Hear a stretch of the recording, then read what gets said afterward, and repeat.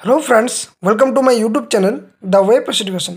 So friends, এই মুহূর্তে একটা গুরুত্বপূর্ণ আপডেট এবং নিউজ, সেটা হচ্ছে রাজ্যের স্কুল শিক্ষা দপ্তরের সমীক্ষাতে একটা চাঞ্চল্যকর তথ্য সামনে এসেছে, যেখানে রাজ্যে 5 বছরে 23 জেলার মধ্যে প্রায় 348টা বিদ্যালয় বন্ধ।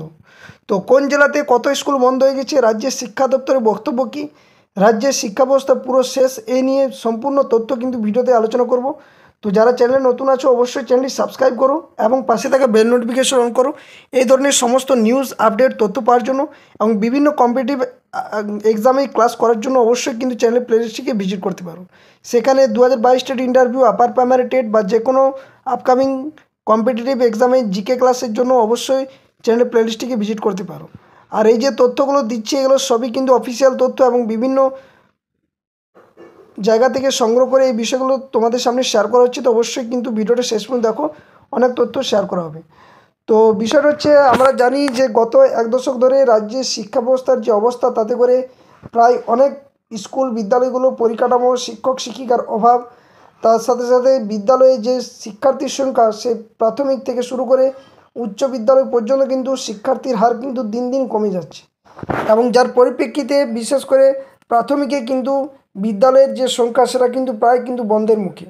এবং কোথায় কত কোন জেলাতে বন্ধ হয়েছে সেটা ডিটেলস কিন্তু একবার আমরা দেখার চেষ্টা করব। তো অবশ্যই চ্যানেলটি সাবস্ক্রাইব করো এবং পাশে থাকা বেল নোটিফিকেশন অন করো, আর ভিডিওটি শেষ পর্যন্ত দেখো।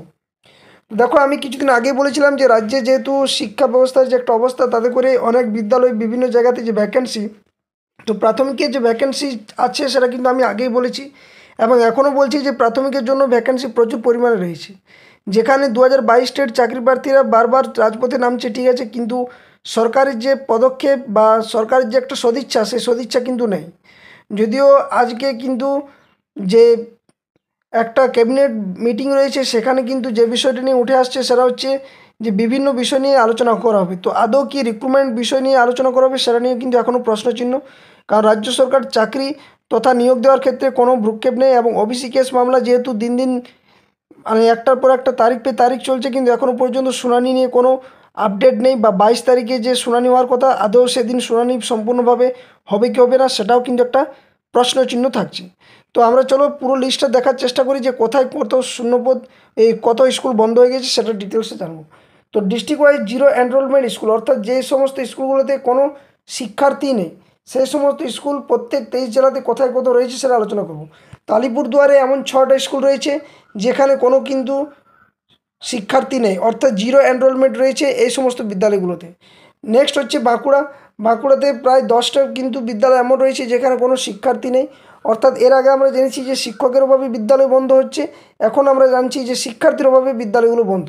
তো সরকারের পদক্ষেপ কী সেটা কিন্তু কেউ এখনও পর্যন্ত বুঝতে পারছে না, এবং যেখানে রাস্তায় কিন্তু হবু শিক্ষক শিক্ষিকারা পড়ে রয়েছে, কিন্তু নিয়োগ দেওয়ার ক্ষেত্রে কোনো ভ্রুক্ষেপ নেই। বীরভূমে 2টো বিদ্যালয় রয়েছে এমন যেখানে কোনো শিক্ষার্থী নেই, জিরো এনরোলমেন্ট। কোচবিহারে 1টা, দক্ষিণ দিনাজপুরে 5টা, দার্জিলিংয়ে রয়েছে 6টা, হুগলি জেলাতে রয়েছে 13টা, হাওড়াতে রয়েছে 24টা, জলপাইগুড়িতে রয়েছে 4টা, কালিম্পংয়ে রয়েছে 2টো, কলকাতাতে রয়েছে 119টা। সব থেকে বড়ো ফিগার রয়েছে কলকাতাতে, যেখানে হয়তো প্রাইভেটাইজেশনের প্রতি অভিভাবকদের ঝোঁকটা বেশি, যার জন্য কিন্তু এই যে সরকারি বিদ্যালয় পরিকাঠামো এবং শিক্ষক শিক্ষিকার অভাবের জন্যই কিন্তু এই জিরো এনরোলমেন্ট রয়েছে। নেক্সট তারপর হচ্ছে সেটা হচ্ছে মালদা। মালদাতে 4টা রয়েছে, মুর্শিদাবাদে 6টা, নদিয়াতে রয়েছে 13টা, নর্থ 24 পরগনা অর্থাৎ উত্তর 24 পরগনাতে 7টা, পশ্চিম বর্ধমানে রয়েছে 3টা, পশ্চিম মেদিনীপুরে 11টা, পূর্ব বর্ধমানে 18টা,